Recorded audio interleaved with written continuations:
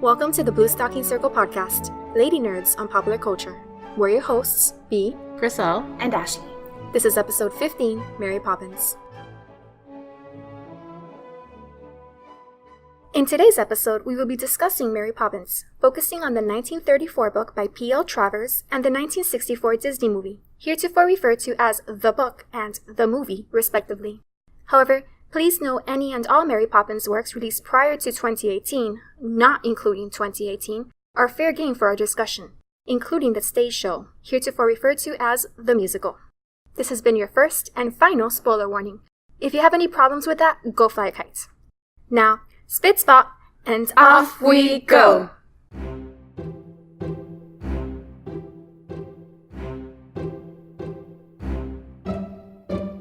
Contrary to popular belief, Mary Poppins first appeared not from the sky, not in a Disney movie, not even in a book, but in a newspaper story. On November 13, 1926, the New Zealand newspaper The Sun published a short tale by the young Australian writer Pamela Travers, pen and stage name of Helen Lyndon Gough. It was titled Mary Poppins and the Matchman, after its protagonists, a 17-year-old underneath nurse named Mary, and her beau Bert the matchman/pavement artist. In this original lighthearted fantasy, the title characters are delighted to meet on her day out, but disappointed to discover he has not made enough money to take her to tea. They decide to instead jump inside one of his paintings for a jolly holiday, a visual that will be immortalized in the 1964 Disney movie's famous animated sequence, which notoriously invited both children and penguins along on the date. But long before that, this original story evolved into the second chapter of the 1934 book Mary Poppins, where it appears much the same, except Mary seems to have aged about a decade and been promoted to nanny in the transition from newspaper to book.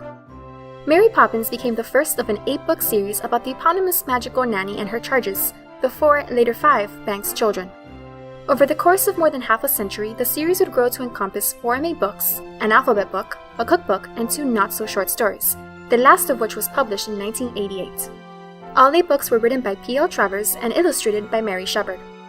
Shortly after the publication of the first couple of books, an ocean away in the United States, a little girl loved the Mary Poppins stories so much her father decided to turn them into a movie. Since this girl was Diane Disney, daughter of Walt, this is not as far-fetched as it first seems. The resulting approximately 2-decade-long battle between Travers and Disney for the Mary Poppins movie rights is well known and far more complex than can be summarized here. But from the acrimony emerged one of the most delightful films of all time.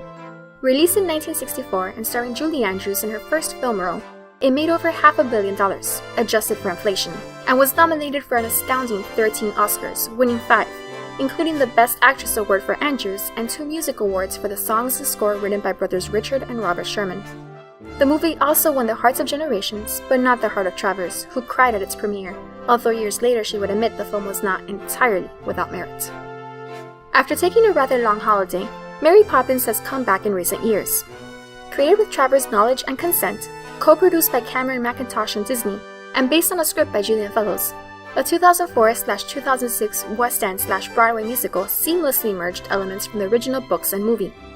It won 2 Olivier Awards and a Tony Award, and has gained a cumulative box office of nearly $1 billion worldwide to date. Created posthumously, obviously without Travers' knowledge, and one can safely presume without her consent, Disney has been popping out Poppins movies in the 2010s. The story behind the story 2013 period drama Saving Mr. Banks, and the soon-to-be-released as of this recording 2018 musical fantasy Mary Poppins Returns. Almost a century after she first appeared, Mary Poppins has so far brought acclaim, success, and happiness everywhere she goes. No wonder that it's Mary that we love. All of us have seen the movie many times, but this was the first time both of you read the book. Ashley, as newbie duties fell to you this time, tell us what Mary Poppins is about. In a series of vignettes, we learn about the adventures of the Banks children and Mary Poppins, a woman with undefined and unexplained magic powers, who's rather vain and actually pretty mean, but who nonetheless keeps her charges from actual physical harm because that is the bare minimum required of a nanny. I like how you specified physical harm, because there's plenty of mental and emotional harm going on there. Yes, that's exactly why I chose the words that I did. Well, that is a practically perfect synopsis, Ashley. Oh, I'm proud of myself. Thank you. And with that, we'll go on to our origin stories. This might be not just my Mary Poppins origin story, but my pop culture origin story. My parents bought me the Mary Poppins VHS when I was around 1 or 2, so it was one of the first movies I ever saw, if not the first movie I ever saw. I loved it. It was one of my favoriteest movies as a child, and it gave me a lifelong love of witches, which is definitely not what my parents intended, but here we are. I did read the books when I was little, but I thought the movie was a lot better because Mary was too mean in the books. However, this is one of those movies I stopped watching as I grew older, and I must have last seen it around age 8 or 9 because by then I was reading the Babysitter's Club books, and I remember thinking the character Stacy, who was all of 13 mind you, was too old to still be watching it. From there, fast forward over a decade. The Mary Poppins Broadway musical was on its US national tour, and one of the stops was at a city not too far from a university, so a few of my friends and I decided to take a road trip to see it. In the weeks between when we bought our tickets and when we actually saw the show, I reread the books, I rewatched the movie for the first time since childhood, I read Trevor's biography and learned all about the behind-the-scenes shenanigans. I basically immersed myself in that world and loved every second of it, and then I adored the musical. So the musical is where we rekindled my love for Mary Poppins, and I think I love all these stories even more as an adult than I did as a child, partly because I understand them better now, and partly because of all the new happy memories I have formed in association with them in recent years. For me, Mary Poppins is another one of those constants. I don't remember a time when I did not know of its existence, and despite my grumbling about kids' movies and animated films, I did grow up on old Disney. Mary Poppins was not necessarily one of my favorites, but fun fact about myself, it is one of my crying movies, because that Tuppence song will get me every time, and it did this time too. I'm nodding in solidarity because yes. It's so sad. It just hits you. And I don't understand this at all, but go on. You didn't cry in Coco, so there you go. I do, however, have a colorful personal history with the character. Over the years, for some weird reason, friends have A, referred to me as Mary Poppins, B, tried to give me Mary Poppins themed dolls and toys, or C, assumed I love Mary Poppins, the movie, based on some misguided understanding of my personality.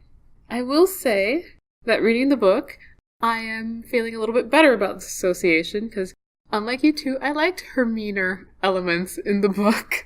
It's her own brand of absurd wit. No. I too watched the movie as a child, because that's what kids do. I feel like you watch Mary Poppins. It's one of those constants, Griselle, as you said. To be honest, I've never chosen to rewatch it. I have rewatched it because I have 2 younger siblings. And whenever we would, I would always either fast forward through the bank scenes or just get up and leave, because they're scary and dark and just not my cup of tea. Mary Poppins has just never been one of my favorites, but I do enjoy the songs from the movie, and of course the chimney sweep scene. I'm glad you two went into this viewing with no preconceived notions whatsoever. Before we go into our general segments, I do want to clarify what both of you read. There were 4 main books in the omnibus edition that I sent to you, and I also sent you the script to the musical as well as the original newspaper story, so exactly what did you both read? I read the first 2 books because, like you said, the omnibus edition had the first 4 books, and full disclosure, I don't know where the breaks were, so I just kept going until I was like, this seems like a very long first book, and then at that point, I just decided to finish the second one because I was halfway through anyway.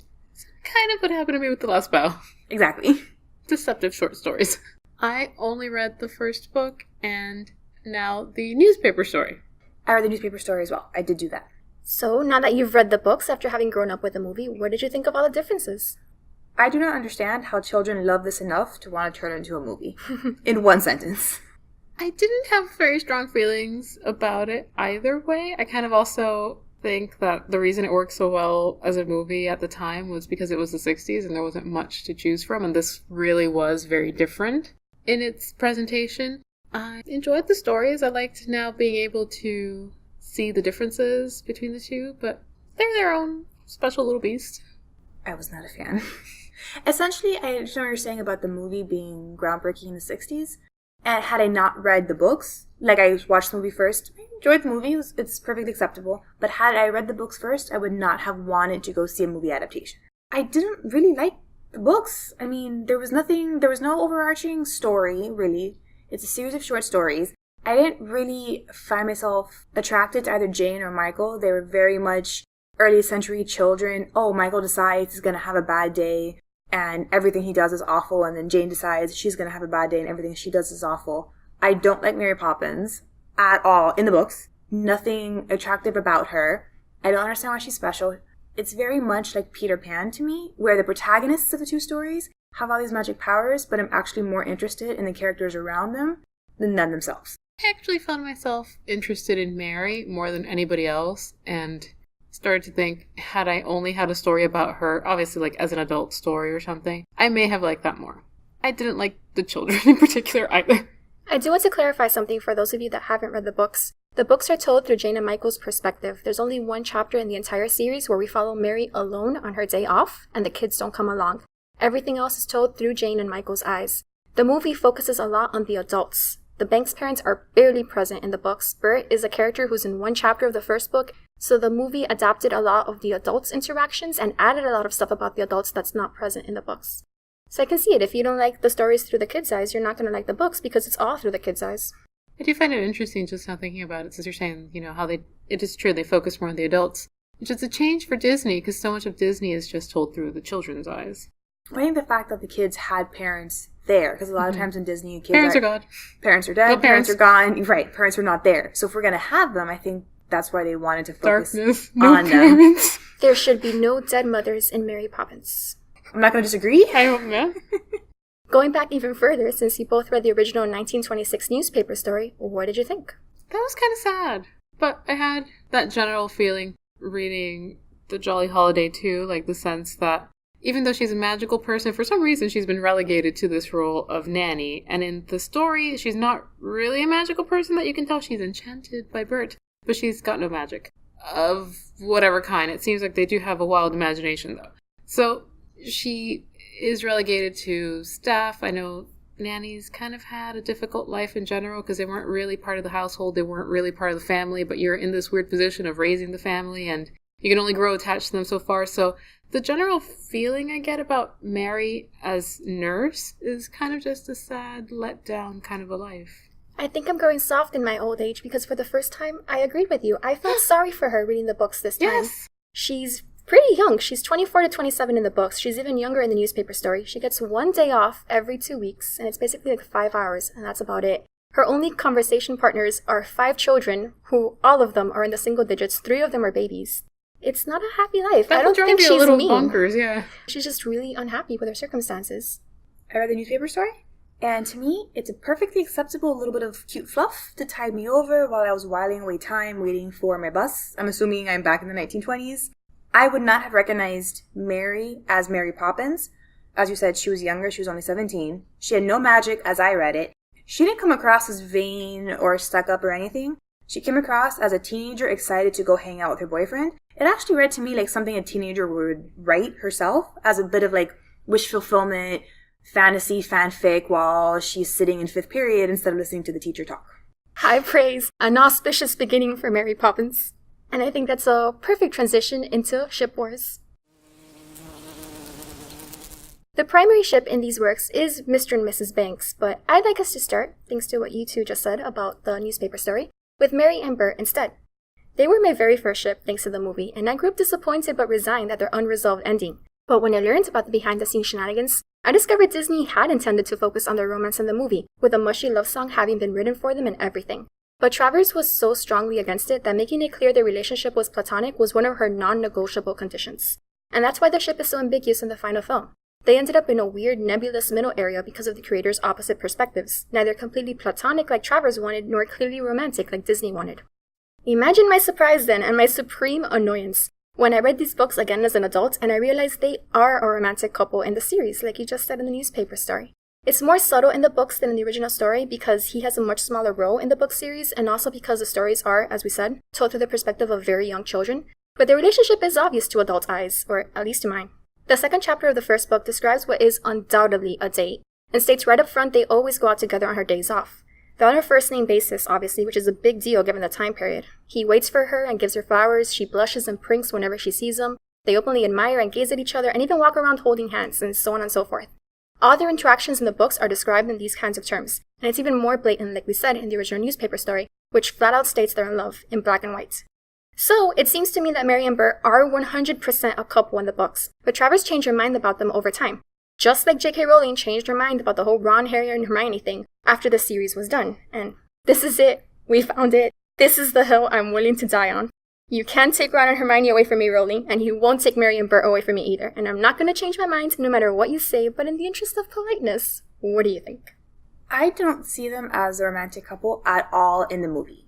Even rewatching it again, it seems to me that he has a crush on her, he likes her. To me, he is her best friend because she has to go off and on these adventures. He's a constant, he's always there. It's nice to have someone who knows her throughout her life, because clearly she comes in and out at different times. So she likes having him around. She can be herself in front of him. She clearly can't be herself in front of other adults. She can in front of children, but they're children, so who cares? So I think that he's her best friend in her mind.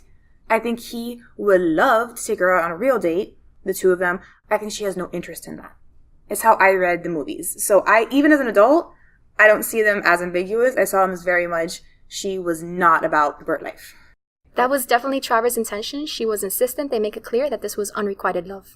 Griselle, did you also see it that way? No. So I actually heard the musical before watching the movie again. I read the book first, heard the musical, watched the movie. In between reading the book and that chapter on the Jolly Holiday, and then hearing the musical, no interactions, just the words, I started to think about this more. So when I actually watched the movie, to me it seemed more like this is a couple, or has been a couple, or is just a casual couple. Not necessarily that they're in a steady relationship. She comes and goes. So maybe this is just like the friend you have in London town when you come over or something. Whatever the actual relationship is, but there is something there, I believe, in my opinion. Especially when you start looking at the song lyrics, and as she describes him as like somebody who won't press his advantage, but there's this idea that like, I like being with you, and you're okay with letting me explore this without you being pushy, which is really good.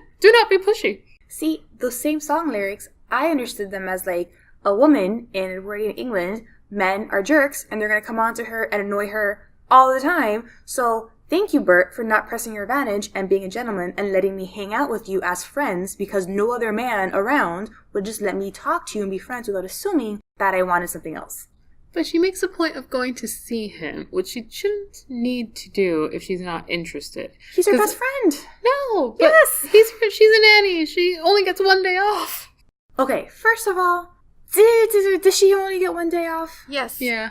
Tuesdays in the movie, Thursdays in the book, and the musical splits the difference here, as with so many other things, and says it's Wednesdays. And she has to demand her day off, at least in the book. Did she demand her day off in the movie? I think she did. She did. She did. So Mrs. Banks has like no clue what she's doing as a housekeeper, so she doesn't realize you're supposed to give your nanny a day off, so she gets one day off. That's what she says, because that's what she has to do to pretend to be a proper Edwardian nanny. How much you want to bet that the kids are asleep, she slips out, she and Bert hang out, jump into portraits, do whatever they want. That sounds more salacious than we intended. My thing is, that sounds more than friendly, Ashley. I don't think she has any interest in him. I think he's her best friend. I think she's allowed to have best friends. I think she buys along with this nanny nonsense one day off because for whatever reason she has chosen to try and pretend to be a nanny. I think she does not have to be. I think in the books she has associates. She's got friends, like whether they're like close friends or not. She's got like the Coreys and stuff. She's got people that you can tell she's got a history of some sort with. She doesn't choose to hang out with them, though. I don't see them as her friends. They seem more like professional or collegial relationships. A lot of them are her cousins, her uncles, her family members. And Mrs. Corey, for example, seems like someone in a position of power over her, that whatever the hierarchy is in this magical world, Mrs. Corey's at the very top, and she's working for Mrs. Corey in a way. They don't seem to be her friends. In the books, the only person she seems genuinely happy to be with is Bert. There is no one else who makes her smile and be nice like the book says. She does not waste time in being nice. That's straight from the books. So do you see the same way in the books, Ashley? In the books, I do think that she shows more interest in Bert than she does in the movie. I read them the first time, seeing it as she enjoys the attention because she just likes attention.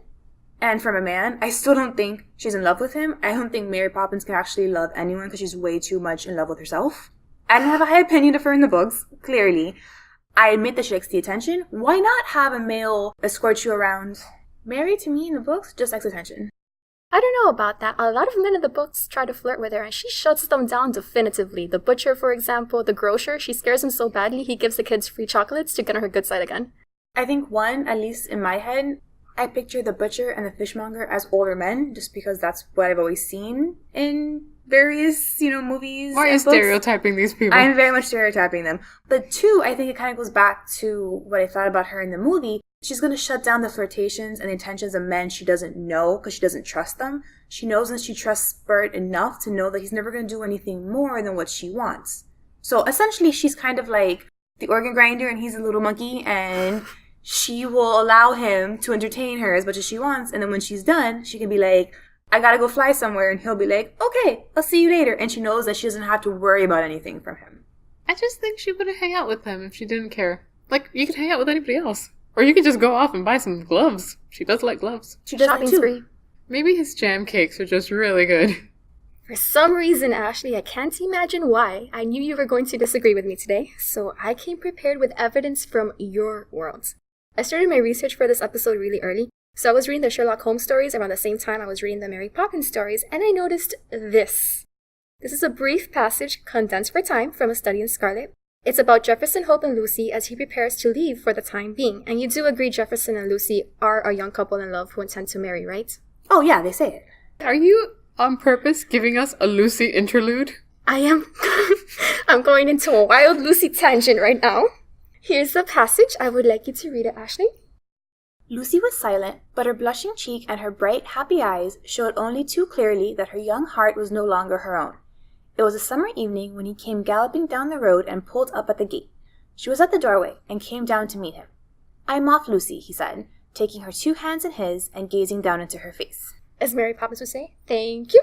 And now a passage from Mary Poppins opens the door, the 3rd book, which, to be fair, was not on our syllabus. But there are passages like this in all the books that were written before the movie. This one is about Mary and Bert as she prepares to leave for the time being, and it is also slightly condensed for time. Crystal, if you'll do the honors. Oh. Bert, the matchman, crouched on the pavement, right at their own front gate. He was drawing a large bouquet of flowers in colored chalks. That's dainty, Bert, said Mary Poppins admiringly. He sprang to his feet and plucking the bouquet from the pavement, he pressed it into her hand. She hid her blushing face in the flowers. The matchman looked at her glowing eyes and smiled a loving smile. It's tonight, isn't it, Mary? He said. Yes, Bert, she said, nodding, as she gave him her hand. The matchman looked at it sadly for a moment, then bent his head and kissed it. Thank you for that very dramatic reading. What do you notice? I know you want me to say the similarities of the hands It's and the the blushing. exact same language. These are conventions that would have been obvious to any reader at the time. These are conventions that scream, this is a It young couple signifies in love. Yeah, but no, I will say Yes, that's but no. that's more obvious than what I read in the first 2 books. But still, I would make the argument, it's one thing for Lucy, a 17 or 18-year-old, who very clearly in the story has no point other than to be the one that falls in love, to provide... Gets killed. to get killed and to inspire this Jefferson Hope. It's a little bit different. Mary, as I said, she has a ton of other characters. We discuss her personality. And sure, I'm not disagreeing that Bert is in love with her. That's perfectly fine. But he says in there, doesn't he, that he looks sadly at her hands? Because she's leaving. She's leaving. Or because he knows that's all he's ever going to get, her hand to kiss and not her cheek or her She's mouth, like a because sailor. they're Her never going to get blushing married. face, her glowing eyes. Yes, because she's not that pretty. So obviously when Bert gives her something, she thinks, oh my god, a guy who really likes me thinks I'm all pretty, because she's vain and she knows that she's not that attractive. You're not going to get Alexia and Macan making out in the middle of the street in London, Ashley. This is as far as it's going to get in a Mary Poppins book. I'm just saying, Mary There are is no too shenanigans vain. in a carriage in this one. Maybe Right. in a painting. Mary is just too vain. Of course she likes the flowers, because, well, not me, but who doesn't like flowers? Especially if you don't think you're that attractive and a cute guy gives you flowers. You're going to be like, oh, how I fun. feel like we have to explain to our listeners, because we keep saying that she doesn't think she's very attractive. Like, in the book, she's described As plain. as not being attractive, and how she's a little vain despite her lack of attractiveness. And by a little vain, we mean that in the book, she stops every 5 seconds to gaze at her She reflection loves watching herself. and think about how beautiful she is. I'm just saying, I feel like her, love quotient has been taken up by her own self. She has none to give to poor Bert. Well, I, for one, think that could not be any more clear. I think so, too. I will side with B on this one. Fun fact, she does kiss him at the end of the musical. Oh, I'm sure the musical is a whole different thing. I can't talk about what the musical decides to do with their characters because I haven't seen it. But at least to me, in the book and the movie, he's just a friend that she likes to have around because why not? Well, I think we ended up in an ambiguous middle area ourselves, having no definitive answer for this question. It's been bothering me since I was about 2 years old. It'll just continue to bother me the rest of my life. It's okay. Let's move on to the official couple in the series, which are George and Winifred Banks. Any thoughts on them? As a child, I could not stand the mom. No, I did not understand this nonsense of this is what I like, but I'm going to hide it from my husband. Clearly, I was a sassy child, and I did not know about Edwardian family and gender relationships and what was de rigueur in those times. Having watched it again, they're okay. They're fine. I think that's part of the reason why I don't really love the movie, because I don't really care about them. It's very obvious what their role is going to be. I thought they were just very much typical middle-class family of the time, and parents didn't really care too much about their kids. They probably saw them, like, once a day for an hour after they had their baths, and that was it. So the kids were going to interact more with their nannies regardless, and kind of just got married and popped out some kids because that's what you were expected to do. And then you never paid attention to them. I don't know what that's about. I think they were a good match, and she was attractive, and he had a good job, and that's what you do, so... He was a banker. He literally made the money. There you go. He made the money, and they have kids because those are the steps you check off when you're living a proper Edwardian life. In the movie, I guess she had more character than in the books, but even then, I don't know. She kind of just seemed more self-centered than anything else. I will confess, I never cared for them in any version. Not when I was little, not now, not the books, not the movie, not even the musical, which tries so hard to make you care for them. They're not particularly good parents. But let's talk about Mrs. Banks, and with that, we can go to our feminist rant. I think she has one of the best lines in all of Disney, and that's, though we adore men individually, we agree that as a group, they're rather stupid. That was a good line.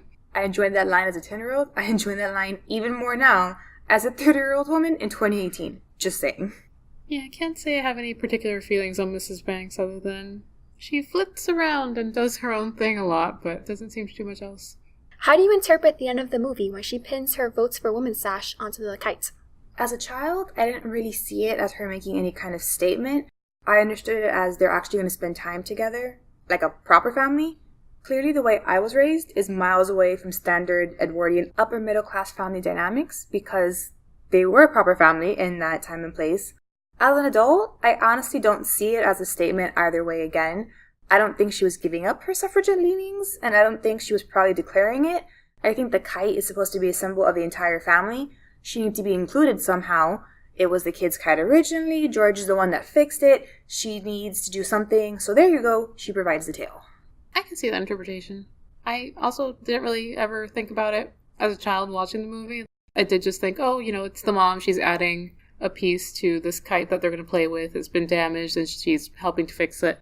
As an adult, I can see it as just like the family coming together and this is her thing. And so now that her thing is also part of the family dynamic, and now off the kite goes and flies and soars and shows like one of those planes that has messages attached to it. There goes Votes for Women. But I don't think it's anything about her giving up something about her personality or what she believes in.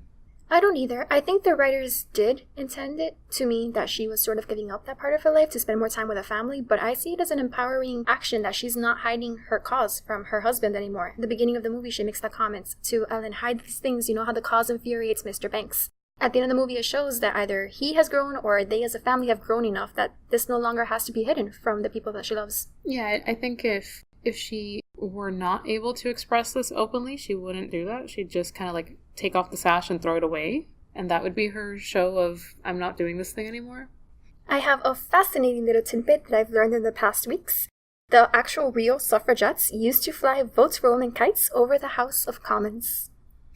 That's a true fact. See, and I find that interesting because I was just going to say, to play devil's advocate, at least from when I remember flying kites, you can't see the tail when that thing is up there because kites are very far away. I understand that I need glasses, so maybe someone with 20/20 vision could. So now that's interesting.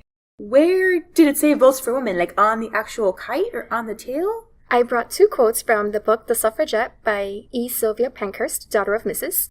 The first was, the result of this week of earnest efforts, speaking about a fundraising effort they had, was to be announced at a great meeting at the Albert Hall on March 19th, to advertise which a great box kite with a flag attached was hanging over the Houses of Parliament for a fortnight. And then later on she writes that a Votes for Women kite had floated constantly over the House of Commons. Some kites are really big, especially if it's a box kite. I imagine that would be pretty large, and they could have probably written Votes for Women around the perimeter of the kite. See, that I understand, but I still think that her tying a very thin ribbon to a kite very quickly, it's going up, no one is paying attention, you can't see it from that far away anyway. I don't know that that actually makes as much of a suffragette statement as perhaps some people would think.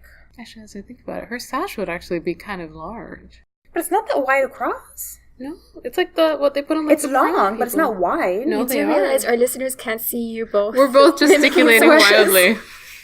We're both trying to demonstrate what a sash would look like across our bodies. At least 3 inches wide. But that's tiny when it's up 50 feet in the air. How high do kites fly? I don't think these kites flew that high. Up to the highest heights. Well, I think if it's a 3... They didn't have skyscrapers. The heights were not that high. But still, I think a 3-inch across letter is not going to be that visible up from the highest height, no matter what the highest height is. Maybe it's gold glitter. Who knows? Let's just agree she meant well. She did. I will give you that. So let's switch from Mrs. Banks to Mr. Banks for a moment, because I have a question for you two. Who actually changed George's mind? Was it Mary or was it Bert? I say Mary. I say Bert. We disagree on everything today. Well, my understanding is that Mary, as Ashley has said, controls the puppet strings of this dancing monkey, as she called him. And I think Mary is the one who plants the seed of doubt into Mr. Banks's mind, and Bert is her tool. And therefore, it's all Mary from the start. It is interesting you say that, Griselle. Did you hear the commentary for the movie by any chance? I did not. I did. And during that scene, Julie Andrews says, and again, lightly condensed for time, I think it's interesting that it's Bert that changes Mr. Banks' thinking, and I think it's because in the period that the film was set, a woman would never have dreamed of addressing a man in terms of really guiding him or telling him what to do. So they used Bert to do it instead. He's a sort of instrument of Poppins, I'm sure. Your tool, Griselle. He's her friend, and therefore she speaks through him, in a way. And I kind of see her point. He's singing her theme song, A Spoonful of Sugar, as he talks to George. So it is in a way her voice coming through. But when I saw it, I thought the movie was giving the credit to him, which is why I'm talking about this in the feminist rant. Because it's not Bert Alfred, it is Mary Poppins, and she should be the one to have final say on the main arc in this movie. How did you see it, Ashley? It's totally Bert.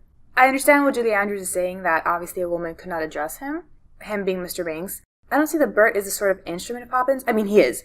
But in this case, I have been saying that he's her friend. He is her friend in part because they think alike. He too values a proper family atmosphere for his kids. He too knows that having the dad not be a super crazy workaholic is in the kid's best interest. Mary doesn't need to tell him that for Bert to see it, I think. Obviously they agree on it because that's why they're friends. And this is why Mary likes to hang out with him, because hey, a man who has not been poisoned by the patriarchy. But I still think at the end of the day, Mary does a lot of work with the kids, and she sets herself up as the example of this person who does what she wants, not what society wants. So maybe Mr. Banks can kind of see that as a model.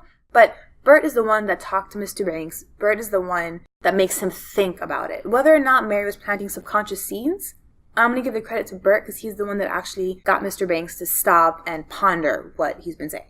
I still think Bert is really just selling Mary. Because he, like, even in the conversation, he's like, oh yeah, you know, it's that Mary Poppins with that spoonful of sugar stuff. And, you know, like, he starts kind of, like, agreeing with Mr. Banks on how awful this Poppins woman is. But the whole time, he's really undermining that thought process. So I think he's just the PR person for Mary, who's just, like, selling her really well. And at the end, Mr. Banks is like, I don't know.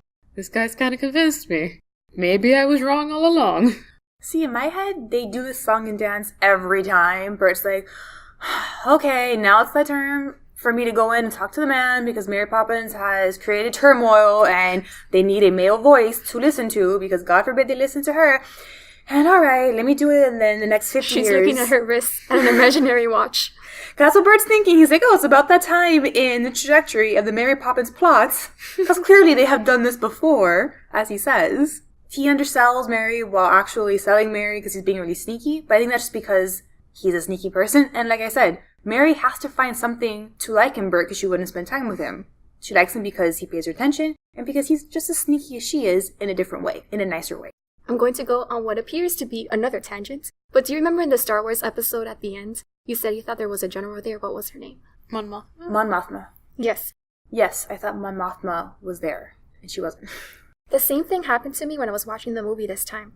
I remembered that they exchanged a conspiratorial look before he left the house, and she was on the stairs watching the whole thing going on, which indicated in my mind, in my memory, that they were working together like you said. Oh, you came up with the whole scene.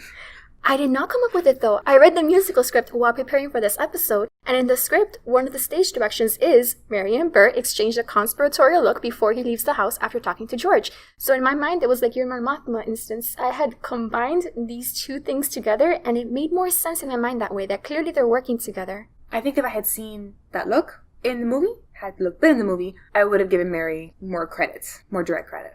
I'd say either way, Bert is the perfect male counterpart. Oh, he's definitely the only type of person who could put up with Mary. For sure. Which brings me to my next point. Let's talk about likability in female characters. Mary Poppins, in the book, they tone it down in the other versions, but she's an extremely unlikable character. She's mean, she's arrogant, she's rude, she's generally unpleasant. I actually started keeping a list of the words used to describe her in various reviews while I was doing my research for this episode, because they're not words I see often used to describe female protagonists, much less Disney heroines. These words included independent, aloof, commitment-phobic, headstrong, vain, unsentimental, assertive, prickly, and powerful. She's described like a man. Yes. These are all traits that you will generally associate with a male hero. Exactly my point. So why do we accept these traits among male heroes, and not just accept them, but admire them in many cases? See, for example, pretty much every prestige drama ever. But when it is a female character acting like this, all of a sudden she's dismissed as unlikable, as if likability is all that matters for a female character. Because #sexism. I actually liked her as a character, so all these things I thought were good. I don't like her as a character. I don't think I would have liked her better if she was a man. I don't like unlikable characters. You just said you liked anti-heroes in the last episode. I like anti-heroes, but she's very much like Sherlock. See, and you're going to say that. I disagree, because Sherlock does not have the world's greatest personality, but as a character, he has other things that endear me to him. Mary had nothing. What was the line you said about Sherlock and emotion? Emotion does something. So, undermines your reason. Talking about love, he says that all emotions, but especially that one, were alien to the cold, foreign thing of reason that drove his soul or something. That's the same thing as practically perfect people never permit sentiment to mutter their thinking. Sherlock and Mary are very alike. I disagree, because Sherlock says that, but he doesn't really show it. He says that at the beginning in one story. He gets very upset when Watson gets shot. He has friends. He has emotion. He's very smart. He has one friend. He has a Bert.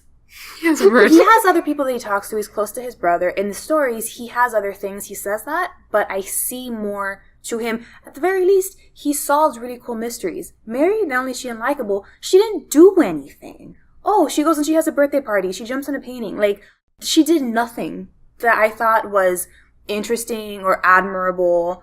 She, again, like I said, she keeps the kids from dying because, like, that's what you have to do as a nanny at the very least. They keep your charges alive and breathing. But I thought she was unlikable, and she had nothing else to redeem her as a character for me. I thought that some of these characteristics, especially given what we've already discussed about her being a nanny, and the fact that when you're a nanny, you know you're going to be deeply involved in these kids' lives, but they're not your kids, and they will never be your kids, and you have to pretend to be their mother, but you will never be their mother. And eventually, you're going to be out of their lives, and you cannot grow attached to them. So a lot of those traits of you have to be independent, you have to be a little bit cold in the sense that you can't let these feelings get to you, or you will not be able to function doing your job. It's like if you've ever fostered a pet or something. You cannot become attached because you will not be able to go through with it if you become attached. She has that line at the end of the movie that, according to the commentary, Travers insisted they add. What would happen to me if I loved all the children I said goodbye to? Yeah, she can't, because you would not emotionally be able to handle that. So I think a lot of that coldness that comes through in the book is just her only way to survive this, because if you become attached to, the babies, how will you let them go the day that you're no longer needed by the family, and the family will never really view you as a really necessary part. And as a nanny, you're also not really part of the help. So the help don't really accept you. So nannies are generally described as being aloof and independent and kind of often negatively talked about by members of household staff. Like if you're reading, maybe it was it was turned into a mini-series. I want to say it was Upstairs, Downstairs, but it could have been something else. But it was written from the perspective of a nanny who is an outsider within both the help and the family. And you are described as you're treated with some suspicion because you don't quite fit in everywhere. And you're kind of part of the family, not part of the family, part of the staff, not part of the staff. You eat on your own because you're not supposed to eat with either one of the groups. So I think a lot of those traits that are associated with Mary are just the things that are associated with nannies, because they kind of exist in this weird bubble. And unless you have other friends who are nannies, you've got no one. And you're talking to children all day long, which will send you to a special place. Maybe it's because, at least in the 2 books that I read, I don't see Mary as a nanny. I know that's what she is, but what I'm hearing you guys describe is Mary as a nanny, her first and foremost trait, who happens to have magical powers.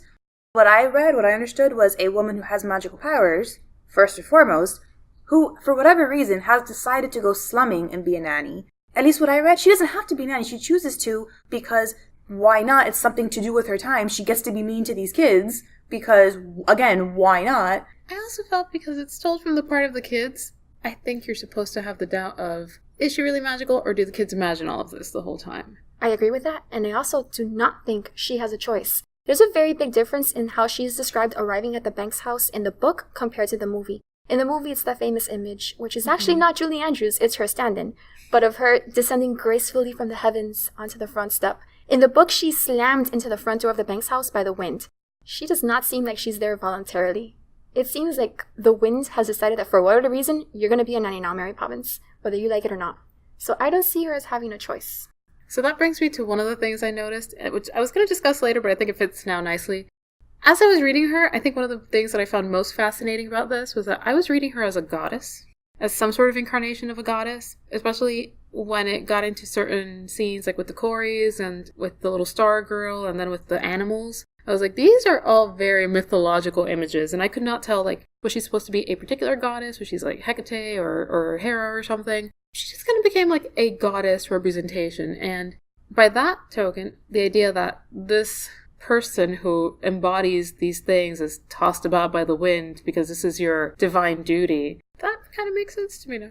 She's not supposed to be any particular goddess, but there are parallels, according to Travers' biography, with the triple goddess and Mary Poppins. Yeah, I saw her as like a household goddess or a mother figure, maiden mother crone goddess or something. Because she sort of helps these children evolve as people, but she herself kind of goes through the passages of life and is eternal. Travers was very into folklore and mythology and paganism and all of that. Yeah, I found one article because I became kind of like really fascinated reading this, and I was like, I cannot be the only person. I have to find something. And I found one article that discussed this and said that I believe she was a folklorist, or she had some study in things like that. I think even if she is a goddess, and that's an interesting interpretation, and I can totally get down with that, she's still mean to these characters, to these kids, and she still doesn't really do anything else. But are the gods ever nice? They're not, but I don't like reading those stories. I don't like prestige dramas, really. Like, I've never watched Mad Men. I don't either. You know what I mean? I've never watched Mad Men. I have no desire to see these people being horrible to each other. Never seen Breaking Bad. Same reason. Like, an anti-hero, to me, is someone who is not likable at the beginning, that changes over their character arc. And, again, they still have something else that they do to negate their unlikability. That's Mary Poppins for me. She gets increasingly, not nice, but more affectionate towards the children over the books. And I see her magical powers, the adventures she takes them on, I see them as redeeming her initial coldness with them. That's fair. I don't agree, but that's fair. We didn't read the other books, so maybe there is more. Right. And I do want to clarify, there is no definitive answer anywhere as to what Mary Poppins is in the books or in any other version of the story. Travers purposely left this ambiguous. She did not want to give any answers about the character. So she's a witch, she's an angel, she's an alien, she's a goddess, whatever you think she is, that's fine. And since we're getting a little cathartic here, why don't we go on and move to Catharsis Corner? I want to start with a note about the books. Let's not dance around the obvious. I'm sure you noticed. Like much classic children's literature, the Mary Poppins books are occasionally racist. Well, it wasn't as bad as that one Sherlock story, to be honest. Not that bad, but there's a reason it's not that bad, and that's because this was known to be an issue with the books even back in the 1960s, so one of the particularly egregious chapters, Bad Tuesday, was actually rewritten twice by Travers, and it was also re-illustrated by Shepard. And what you read is the final 1981 version that's now labeled the Revised Edition. Did you notice that I had that tag? I didn't know. I didn't notice. The revision replaces the chapter's original racist stereotypes with animals, as Mary and the Banks children travel around the world, which is what we read. And when Travers was asked about this revision, she said, quote, "Without at all apologizing to anybody for anything, what I have written, I have, for a reason of my own, remade the essential part of the chapter Bad Tuesday, and now await with some interest outcries from such quote-unquote minorities as polar bears, macaws, dolphins, pandas." End quote. Oh, interesting. However, she was also quoted as saying, "If the least of these little ones is going to be hurt, I am going to alter it." End quote. So make of that what you will. I'm only going to add here that even the revised series that we read, it still contains some terms and plots that are not great. So do be aware of that if you're planning to share the stories with your own little ones. I don't know if this says something about me. I noticed it. It's horrible to say I didn't think it was that bad, because it is. But I've grown up with Sherlock. Rudyard Kipling is one of my favorite writers, and there's a ton of really troublesome imagery and words in the Just So stories. So actually, I was impressed almost that this didn't get any more racist than what I've read a lot of Victorian and Edwardian and early 1910s and early 1920s and early 1930s writing to be. I mean, yeah, we kind of discussed it when we talked about Sherlock last time. The racism of the early lits was pretty darn bad, so... And you know, I don't... that doesn't excuse it, but it could have been worse. It could have been worse. I will say in my research of P.L. Travers, she doesn't seem to be that nice a person from what I have read. So I'm actually really surprised that she did change it, because I feel like she might have been the type of person to stick to her guns. She made it clear it was done because she did not want the books to stop selling. I believe it was the San Francisco Public Library that started banning the books, so the library system was not purchasing the Mary Poppins books anymore, and I think that's why it was done, because she was scared they wouldn't sell if she kept this language. So my impression... She was business savvy. Yes, my impression is she was business savvy. She did not do it out of the goodness of her heart so much as for, direct quote, what she called her bread and butter. Which, to be fair, she did not expect 3 adult women to be discussing this 60 years later. Well, she did say she did not write for children. That's interesting. Who was she writing for? Herself. Are there any other cathartic points? So my catharsis is actually more of a personal confession. I did not like this movie growing up, and to be honest, I kind of dreaded watching it again. For 2 reasons. One, I always found it really boring and dreadfully long, without realizing that it was genuinely long for a Disney film, as most Disney films tend to be about 80 minutes long. Number 2, as I mentioned before, I always cry during the Tuppence song. Like clockwork, cue the waterworks. I'm happy to say, however, that I did enjoy it more as an adult, especially now that I have the context, as we mentioned. But that Tuppence song, and that scene, it's heartbreaking! That little boy just wants to go and be kind, and his father is a monster! Exact same word Travers used about him in the movie, that he was a monster and that she didn't understand why they had to make him a monster for the movie. He's not like that in the books. He's a very silly, pompous person in the books. He is mostly boring in the books. Yes, exactly. But yeah, this guy is mean. My catharsis is kind of the same. I sat and I watched the whole thing, but you know you guys talk about snack breaks? I didn't have a snack break. I had a book overlay. So when it came to scenes that I didn't like, I would just kind of pick up a book that I've already read and kind of reread. And eye on it because I'm still paying attention. But the whole bank scene, when they're running around and all the people are poking out their faces at them as they're trying to get home, I feel like it doesn't really fit in with the movie. It's almost like they tried to do 2 movies, that we've discussed that. We have the Mary Poppins, and then we have the saving Mr. Banks, saving the family thing. And had they focused on one or the other, I think it would have been not stronger, because the movie has made a ton of money, but I think it would have been more enjoyable to me instead of trying to mismatch these 2 things together. I'll confess while we're confessing, when I was a kid, the movie began and ended with a chalk pavement scene. They jumped into the painting, they had a great time with the cartoon world, and then they left the painting and the movie was over. That's funny, because that's one of the scenes I like the least in the movie. I didn't like the cartoon bits, I like the live action part better, and then it kind of was like, and then the scene ends and then it continues. I feel about this movie, I haven't seen this since I was at least, I'd say the last time I saw it I was 10, so at least 20 years or so have elapsed since the last time I'd seen this movie. So it was almost like watching it again for the first time. It has that moment after the Tuppence song. It's like the dark moment in any of Jane Austen's books. There's always that part where like the sad part happens and the story turns. Yes. That was the story turn. I think they were just trying to turn these like, disjointed children's stories into one narrative. And you need that dark moment of the dark night of the soul. I do have a fun fact about myself to add.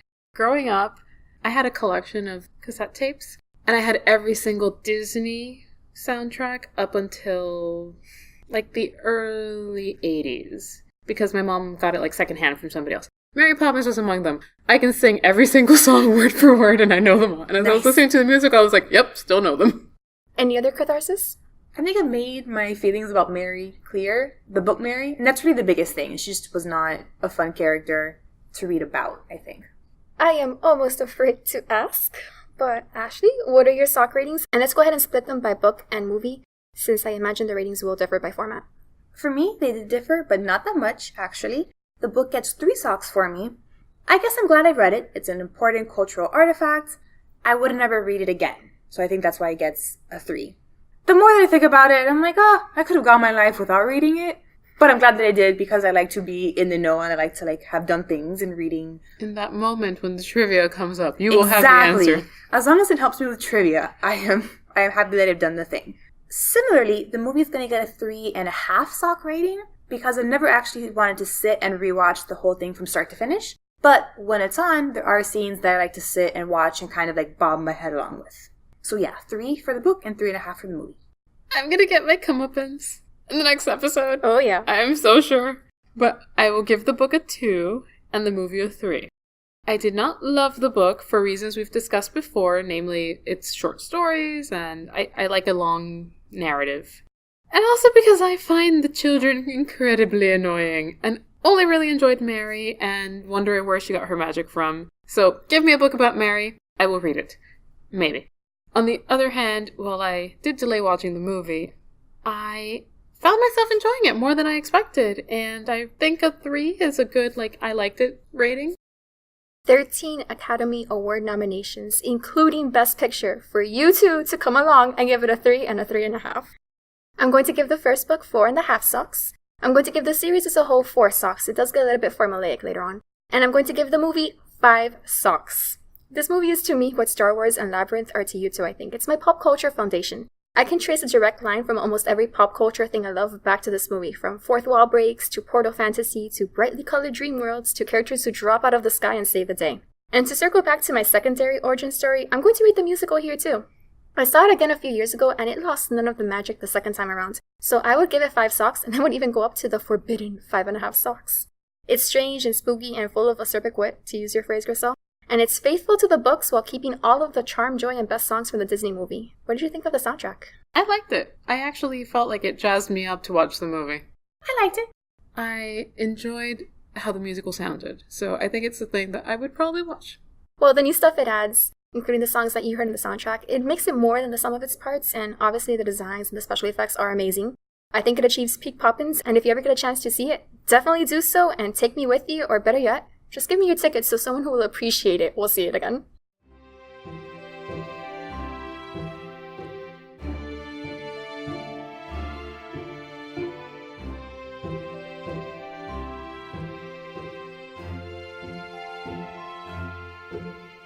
Onwards to our reading recs.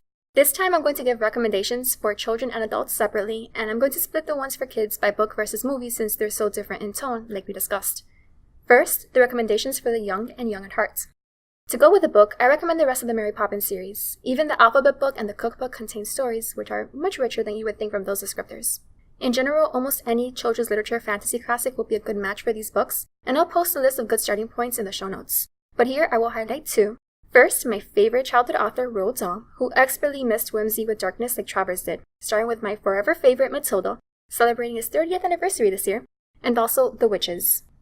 Second, The Little Prince by Antoine de Saint-Exupéry, the famous story about the little boy from outer space who comes to Earth seeking to protect his vain rose and breaks everyone's hearts in the process. And for something more recent, read The Willoughbys by Lois Lowry, a darkly humorous 2008 novel about 4 old-fashioned children and their no-nonsense nanny who is suspiciously fond of raspberry treats and floral hats. This book blends together all their favorite classic children's works, from Anne of Green Gables to Jane Eyre to The Secret Garden to, of course, Mary Poppins, and pointedly informs its present-day young readers that Miss Poppins does not sing, ever, and would not like being portrayed as someone who did. For the movie, I will recommend 2 of my other childhood favorites, also set in the Edwardian era. First, The Secret Garden by Frances Hodgson Burnett, both the 1911 book and the 1993 movie adaptation. It's a lovely story about another Mary who brings happiness and love to a family badly in need of it, with an undercurrent of magic, although here it's much more subtle. The 1993 movie is an underrated masterpiece, in my opinion. 5 socks. My second recommendation is technically set in the Progressive era, not the Edwardian era, since it takes place in the US, but close enough. It's the original Samantha Parkinson American Girl books, published from 1986 to 1988, about a wealthy orphan living in 1904 New York who befriends an Irish servant girl and learns about child labor, charity, immigration, education, women's suffrage, classism, racism, and much more in a realistic but child-friendly manner. Overpriced doll, not included with the books, to my eternal chagrin.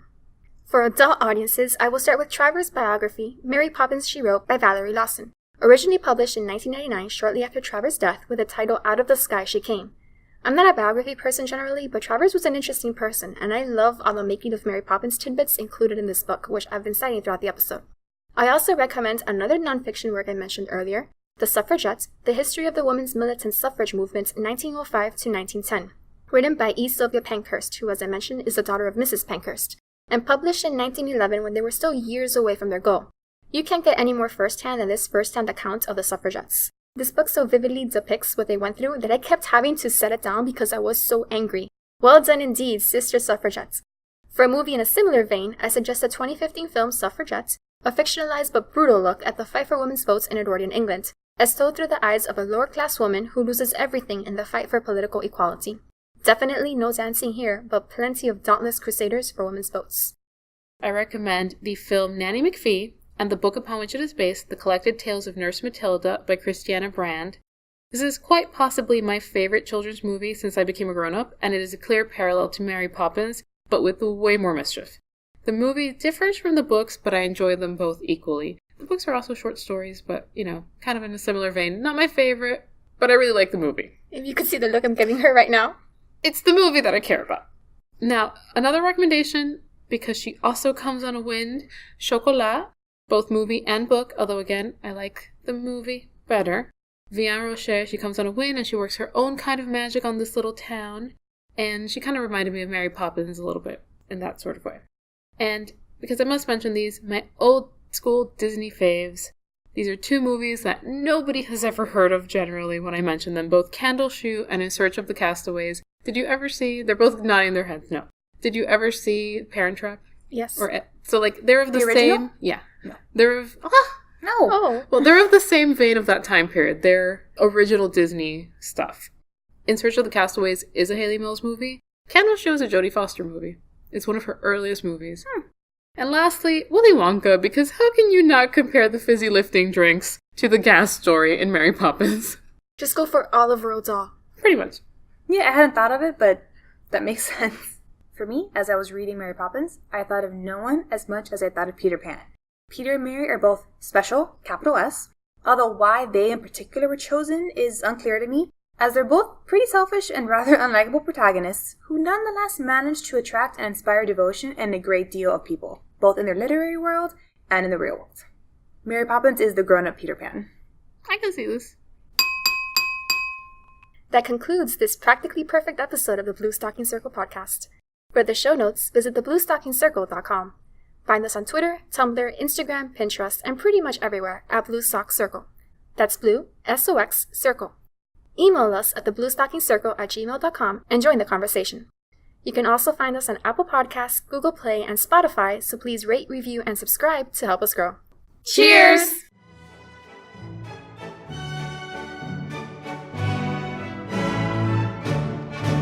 I brought sweets, just like the song. I am the perfect nanny. Does that make us the children? I think so. My temperament much more suits me to be a child than to be a nanny.